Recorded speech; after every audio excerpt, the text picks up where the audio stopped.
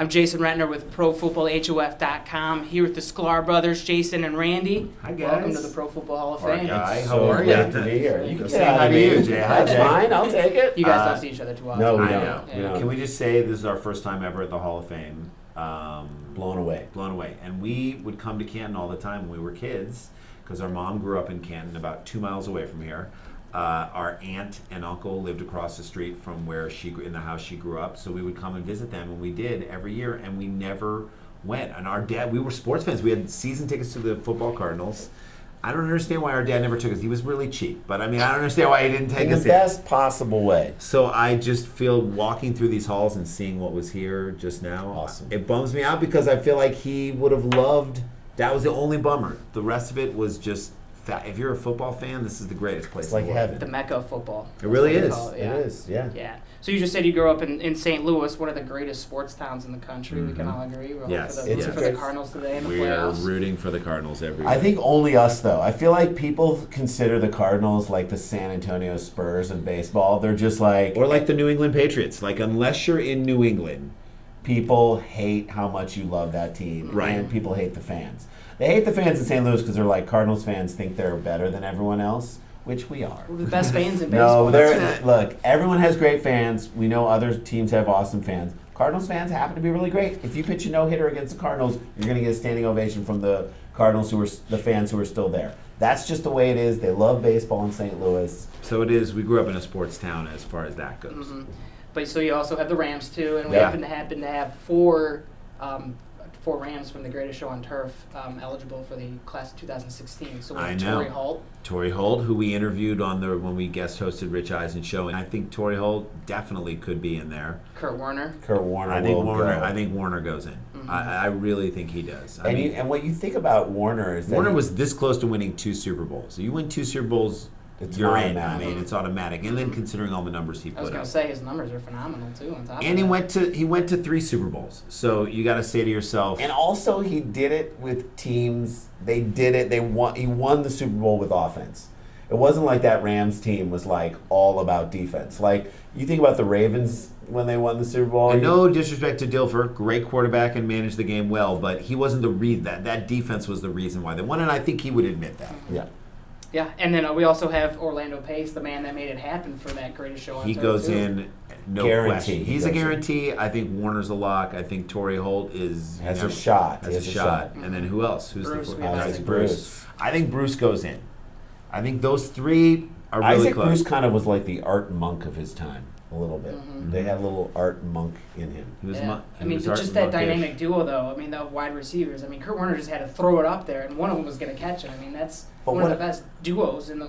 And Not Marshall only could Faulk.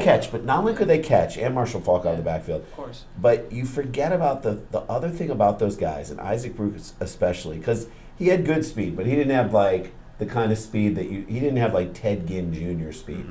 He always was open. He knew how to run his He routes. knew how to run his routes. He knew how to get open, and so he made it easy for Warner to find him because he was always. But then Warner Yeah. always found him. Yeah. Mhm. I mean, that's what was so And great that's why about they it. both go That's in, why I they, think. and that's why they, I believe they both go in. Yeah. So, being fans of the games your whole life, Mhm. the game teaches you so many values that really helps you succeed both on and off the field. Is there Mhm. anything that you learned from football in particular that really helped you with your careers?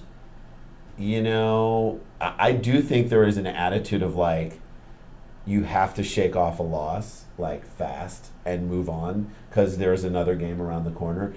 That's so true with our stand-up. If we have a bad set of comedy, I love the concept of don't let a team beat you twice. Don't let a loss beat you in your next performance. Don't let a stand-up set ruin you, or an audition, or losing out on a role for a TV show or a movie. Don't let that beat you on your next thing. And I feel like football has taught us And that. I think sports in general is, yes, the stakes are high because you have an investment, but it's almost like a sleight of hand thing because it's not life or death.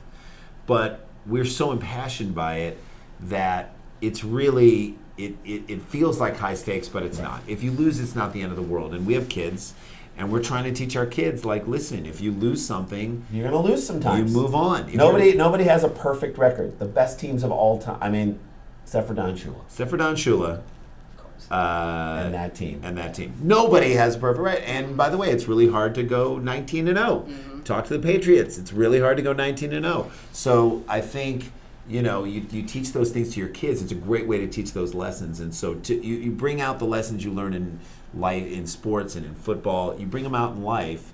And it's a great way to teach the people that you love how to move on from things. Yep. Absolutely. And how to win gracefully, too. Yep. So you guys are here. You were able to come here because you're on a comedy show, and you guys were just up in Kent. Yes. Just up at the Kent Stage. Fantastic theater in Kent, Ohio. Great little town, too. Awesome town. And then we go to Milwaukee tonight. We're going to be at the Turner Hall Ballroom in Milwaukee. Then tomorrow we fly back to Cincinnati. We do the Taft Theater in Cincinnati. Yep. In the ballroom there. And then we're going to shoot some stuff with the Bengals on Sunday morning right before their game. And then we fly to Minneapolis and perform at the Varsity Theater in Minneapolis on Sunday night. So it's all bang, bang, bang. Pretty much the only time you have to sleep is on the plane. You sleep when you die. Yeah. Exactly. You sleep when it's all. I feel like an NFL coach, right? Yeah. Like they're like, I'll sleep at the end of the season. I'll sleep for 4 minutes. But before for I now, sleep. I'm not going to have any sleep. Yeah. Well, we thank you for your time. Thank you so much for talking. you. And make sure to get your tickets to their comedy show. You just heard where they are. Check out their website. And also Supersklars.com. make sure to check out their podcast, Sklar Bro Country. Thanks. Thanks, guys.